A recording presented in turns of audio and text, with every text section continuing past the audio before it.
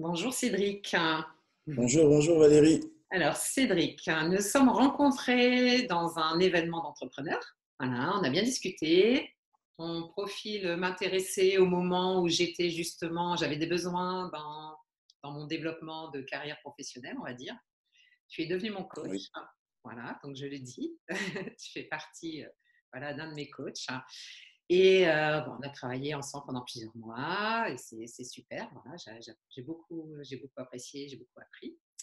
Et aujourd'hui, ben, je voudrais que tu partages justement à ma communauté ton parcours. Justement, toi aussi, tu as fait un virage professionnel à 380, 360. Je crois, non. Voilà.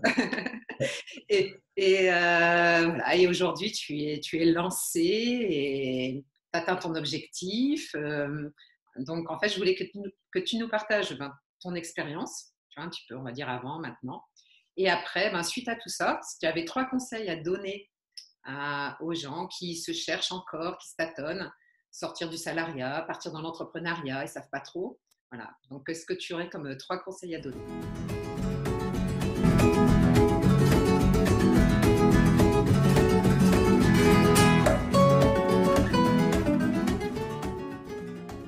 oui, écoute, avec plaisir. Ben, déjà, bonjour à la communauté, à ta communauté Valérie. Donc moi, c'est donc Cédric Hérial, donc je suis donc business coach. C'est l'appellation qu'on donne, mais aujourd'hui, moi, j'aime plutôt à m'appeler donc coach en performance et leadership. Donc Valérie pourra vous le confirmer. Et c'est vrai que moi, le départ, donc le sujet aujourd'hui, donc c'est vraiment la reconversion. Le départ donc, de mon histoire, c'est que j'étais donc artiste tatoueur. Et donc, comment tu passes donc de artiste tatoueur pardon, à coach en leadership et performance? Ben, il y a un pont, il y a un bridge qui se fait. Et dans ce bridge, en fait, il y aura donc les 3 conseils que je vous donnerai donc, en fin d'interview. Euh, j'ai pu constater qu'il y avait vraiment 3 raisons qui faisaient que tu pouvais changer finalement non pas d'idée, mais en tout cas de direction, selon l'idée que tu avais de base, l'idée que tu avais, on va dire, au fond de toi, mais que la société, les carcans sociaux, familiaux, on va dire, ont brimé. Parce que pour moi, c'est vraiment de la domestication. Donc, en gros, tu dois faire des études, tu dois avoir un certain comportement et arriver à un certain stade de ta vie. Une fois que tu y es, tu te rends compte que finalement, tu n'étais pas du tout dans la voie royale pour ton épanouissement personnel, mais plus épanouissement de vie, épanouissement financier, etc. Et au final, il va falloir donc oser déjà, dans un premier temps, se dire et accepter qu'il y a quelque chose qui ne va pas, il va donc falloir changer. Et donc, c'est ce qui s'est passé chez moi. Donc, quand j'étais donc tatoueur, j'aspirais tout simplement à plus grand. Ok, j'étais reconnu parce que j'étais excellent dans cette compétence, mais je n'étais pas forcément à l'aise, moi, dans la valeur que je portais à moi-même, c'est-à-dire l'estime de soi, l'amour propre. Je sentais tout simplement au fond de moi que j'étais voué à plus. Et pour le coup, j'avais cette ambition, on va dire, grandissante, d'avoir une deuxième boutique de tatouage, donc, puis une troisième. Malgré tout, j'avais des apprentis, je donnais de mon savoir, j'échangeais énormément.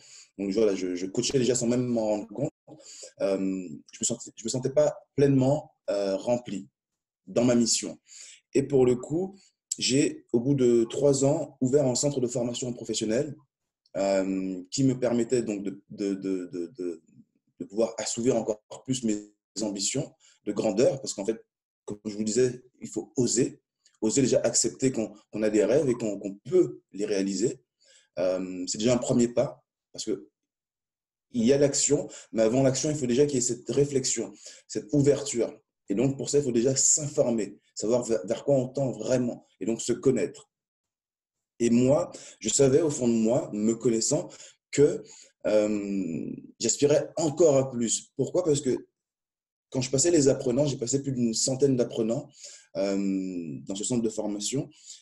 La chose qui revenait le plus, c'était pas vraiment tant les expertises ou les spécificités des domaines sur lesquels ils étaient formés, mais plus sur moi, mon parcours en fait, qui faisait que je suis passé donc d'études professionnelles où j'étais dans le service laboratoire, biochimie, au monde du tatouage, donc complètement artiste, puis ensuite un centre de formation donc beaucoup plus structuré. Et donc voilà, c'est ça qui revenait souvent. Ensuite, et là, je fais vraiment la version courte, j'avais aussi une agence digitale. Donc, en gros, j'étais serial entrepreneur. Et donc, j'avais plusieurs business qui tournaient. J'ai moi-même été coaché à un moment donné. Pourquoi? Parce que dans mon développement d'affaires, j'avais donc en parallèle un développement personnel. Et pour le coup, je voyais beaucoup plus clair. Et c'est pour ça que s'informer, c'est aussi un point crucial, en fait, lors d'une reconversion. Vraiment s'informer, avoir tous les aspects, en tout cas des choses à laquelle vous aspirez pour savoir si oui ou non, ça peut vous correspondre parfaitement. Si oui ou non, vous êtes fait pour ça. Et non pas repartir dans une autre case qui finalement n'est pas à votre forme. Parce que souvent, quand on est en reconversion, c'est quand on est out of the box, on sort de la boîte. À un moment donné, on ne peut plus rester cantonné à ce qu'on nous sert en vrai. Et pour le coup, ce qui s'est passé, c'est que lors de mon éducation personnelle, donc de mon coaching, il y a des choses qui se sont révélées tout simplement. Et je me suis rendu compte que ma mission de vie, tout simplement, était d'aider l'entrepreneur en général à réellement percer le marché et à pouvoir s'installer sur le marché.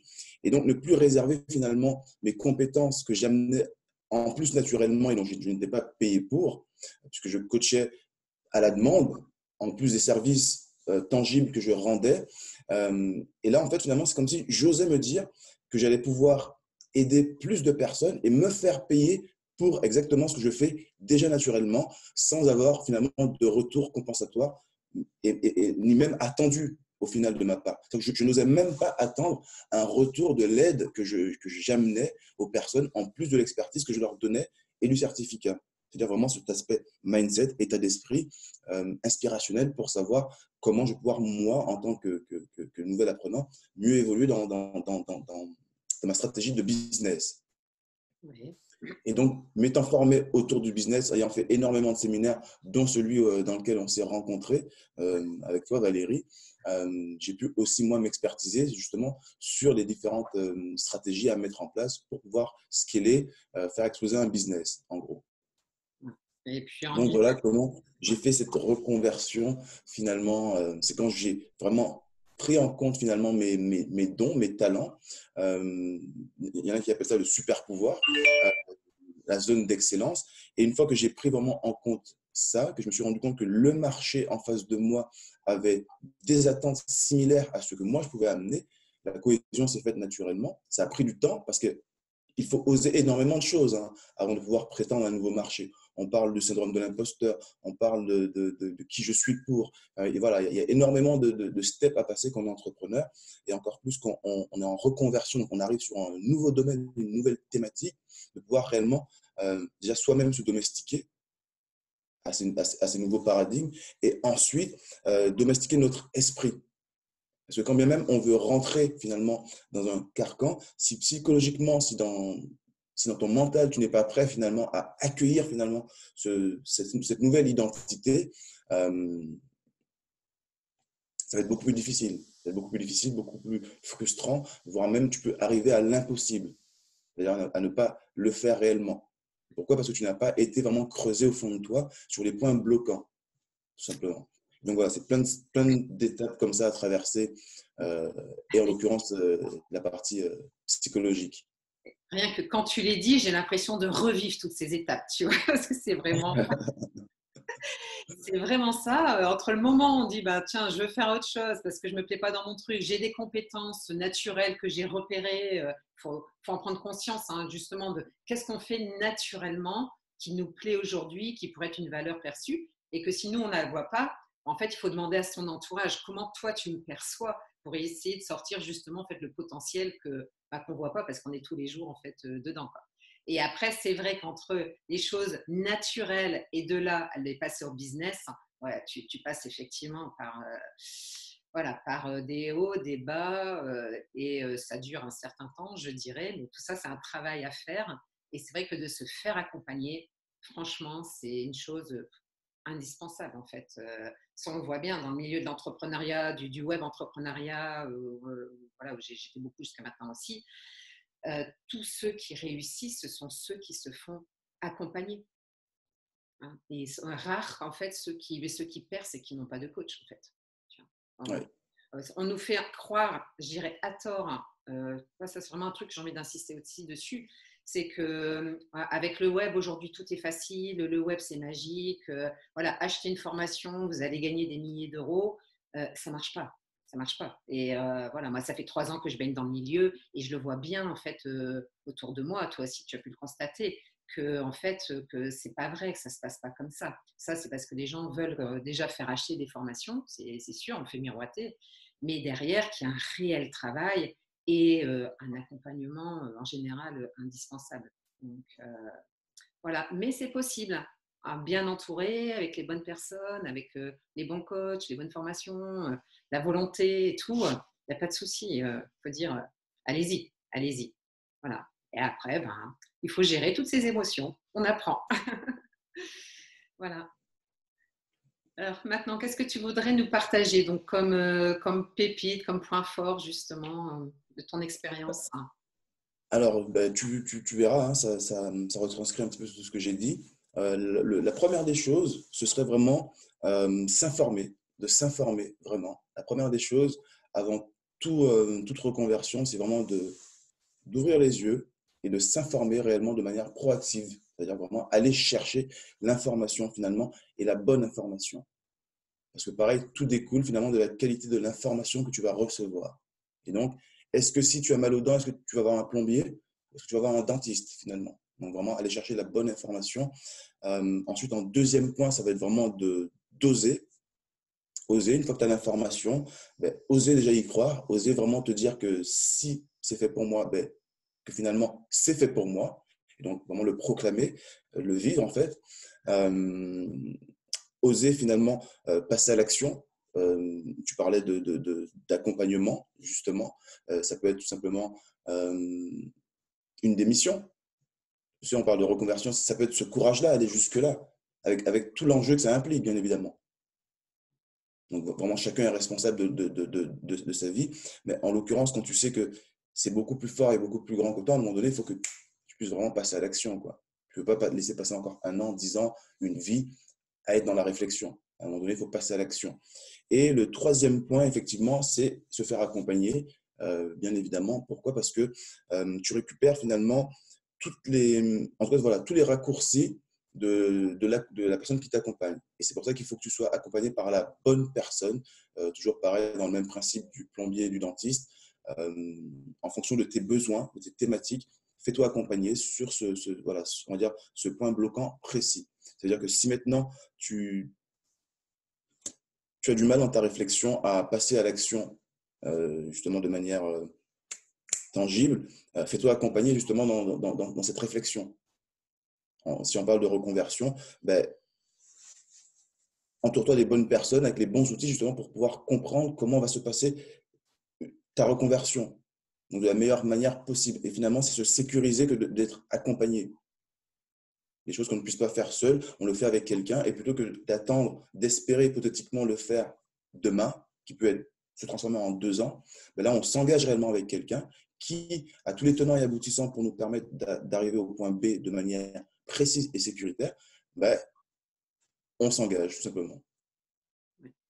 Et là-dessus, moi, je compléterai en disant après, c'est ce qu'on appelle le coût d'opportunité. Tu vois, dans le business, hein. Donc, tu vois, tu sais très bien ce que c'est. Et aujourd'hui, des fois, on dit, bah oui, mais non, ça va me coûter de l'argent de prendre un coach, hein. Bah oui, mais en fait, si vous le faites tout seul, et ben, vous allez mettre beaucoup plus de temps à atteindre un objectif parce que voilà, on ne sait pas tout. Comme tu disais, tu parlais de raccourcis. Donc, le coach, il est là pour te donner les raccourcis. Et du coup, il va te faire gagner de l'argent plus vite, hein. Donc, au lieu de galérer dans son business pendant 6 mois ou 7 mois ou 8 mois parce que c'est courant, et ben, le fait de prendre un coach, ben, c'est vrai que ça te fait gagner du temps et donc tu gagnes de l'argent. Et donc, ce n'est pas un coût d'engager un coach, hein. Voilà, c'est ce qu'on appelle souvent le coût d'opportunité. Voilà. Et ça, c'est une notion qui est importante à intégrer pour bien comprendre l'importance d'un coach en fait, dans son business. Oui, coût d'opportunité ou investissement aussi. C'est un investissement qu'on fait sur soi-même. C'est un pari qu'on fait sur nos capacités propres. Et pareil, un coach est là aussi pour t'amener des raccourcis, mais aussi les erreurs à éviter. Aussi vraiment les erreurs à éviter. Et donc, c'est vraiment rester focus, comme vraiment être dans un tunnel et avancer voilà, dans un tunnel sécurisé qui va du point A au point B. Bien sûr, le tunnel bouge. Par contre, le cap, on le connaît. On a défini celui-ci. C'est le garde-fou. Voilà, et puis pour avancer, pour la motivation, parce que souvent on parle de la solitude de l'entrepreneur, et ben justement là tu n'es pas seul, donc c'est aussi un énorme point en fait, hein, d'avancer. Voilà, tu es en confiance parce que tu n'es pas seul dans ton business. Voilà. Et quand on démarre justement comme ça, toute seule dans son coin, ben, c'est pas toujours facile, quoi. Voilà. Et c'est important. Moi, j'ai mis 2 ans avant de passer au stade du coaching. C'est vrai que j'étais dans les formations, les masterminds, tout ça. Mais il arrive un moment, bah, j'ai bien vu qu'il y avait un palier et je me suis dit, ben voilà, là, tout ça, ça m'a apporté. Bien sûr, ça m'avait apporté, mais j'avais atteint les limites. Et je sentais qu'il fallait passer au stade supérieur. Voilà. Et le stade supérieur, ben, voilà, il était franchi avec toi. Voilà. Écoute, c'est un honneur, hein, et ça fait plaisir d'ailleurs. Voilà. Ça me fait plaisir, parce qu'encore aujourd'hui, on communique et on travaille encore des choses et c'est intéressant justement de pouvoir suivre sa propre évolution, mais aussi l'évolution des personnes qui nous entourent, des personnes qui nous ont accompagnés. Et ça va vraiment dans les deux sens, parce que finalement, tu m'accompagnes aussi moi dans mon évolution. On se voit évoluer. Oui, bah oui. Bah oui. De toute façon, voilà. Et depuis un an, bah, j'ai vu pour moi, j'ai vu pour toi aussi. C'est vrai que on voit les différences. Et en fait, c'est là qu'on voit que ça paye, quoi. Puis d'un mois sur l'autre, c'est vrai que tout avance, tout bouge, quoi. Donc c'est motivant, c'est encourageant. Et de voir les autres évoluer, ben, on se dit mais c'est possible. Donc ça motive encore plus, hein. Voilà. Donc c'est vrai qu'il faut vraiment s'entourer. Voilà, comme tu disais, choisir les bonnes personnes autour de soi, quoi. Voilà. Yes. Je ne sais pas si tu avais quelque chose à rajouter. Bah écoute, on va dire un credo très simple, très naïf, que j'aime à crier au monde, c'est que tout est possible, tout simplement. Vraiment. Tout est possible et que c'est vraiment le message que j'ai. Il s'adresse aujourd'hui aux entrepreneurs, c'est sûr, mais en tout cas que quand tu veux réellement quelque chose et quand tu as une expertise, aujourd'hui, il faut savoir qu'il y a une valeur à mettre derrière et, euh, et que c'est possible, tout simplement. Allez-y, tout est possible. Voilà. Terminé dessus. Yes. Ben, merci beaucoup. Merci Cédric pour ce partage. Merci à toi pour cette invitation. Voilà.